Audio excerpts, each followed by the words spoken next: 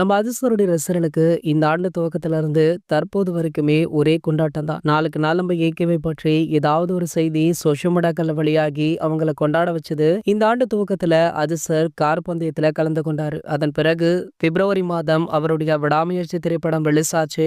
March மாதம் இன்னொரு car பந்தயத்துல கலந்து கொண்டாரு. அதுலயுமே வெற்றி பெற்றாரு. அடுத்தது என்ன, ஏப்ரல்ல குட் பேட் அக்லி திரைப்படம் ரிலீஸ், பத்மபூஷன் விருது, அப்படியே மேல அதிர்ஷ்டருடைய பர்த்டே அப்படின்னு இந்த மாதம் வரைக்குமே இவங்களுக்கு தொடர்ந்து நிறைய கொண்டாட்டங்கள் இருந்துட்டு இருந்தது. இன்னும் 2 மாதத்திற்கு எந்த ஒரு கொண்டாட்டங்களுமே கிடையாது. அதாவது நம்ம ஏகே அவர்கள் மீண்டுமே கார் பந்தயத்துல கலந்து கொள்ள போறேன் அப்படின்னு சொல்லிட்டு வெளிநாடு சென்று விட்டாரு. 2 மாதம் கழித்து மீண்டுமே சென்னை திரும்ப இருக்காரு. சென்னை திரும்பிய உடனேயே இவருடைய அடுத்த திரைப்படமான ஏகே 64 படத்துடைய படப்பிடிப்பை அதிரடியாக ஆரம்பிக்க உள்ளாரு. இந்த படத்தையுமே குட் பேட் அக்லி திரைப்படத்தை டைரக்ஷன் பண்ண நம்ம ஆதிக் அவர்கள் தான் டைரக்ஷன் பண்றாரா. சோ அது மட்டும் இல்லாம இந்த படத்துல மேலும் ஒரு சில ஸ்பெஷலான விஷயங்களுமே இருக்கான். அண்மையில ஆதிக் அவர்கள் இந்த படத்திற்காக நடிகர் பாலையா அவர்களை மீட் பண்ணிருக்காரு. சோ பாலையா அவர்களுக்கு இந்த படத்துல முக்கிய கதாபாத்திரம் ஒன்று இருக்காம். ஆகையால படத்துடைய கதையை சொல்லி பாலையாவிடமுமே ஓகே வாங்கி இருக்காராம். சோ பாலையா நம்ம ஏகே உடைய படத்துல பாலையா நடிக்கிறார் அப்படின்றது ஒரு மிகப்பெரிய விஷயமாக பார்க்கப்படுது. அண்மையில கூட நம்ம ஏகே அவர்களுடன் பாலையா அவர்களுமே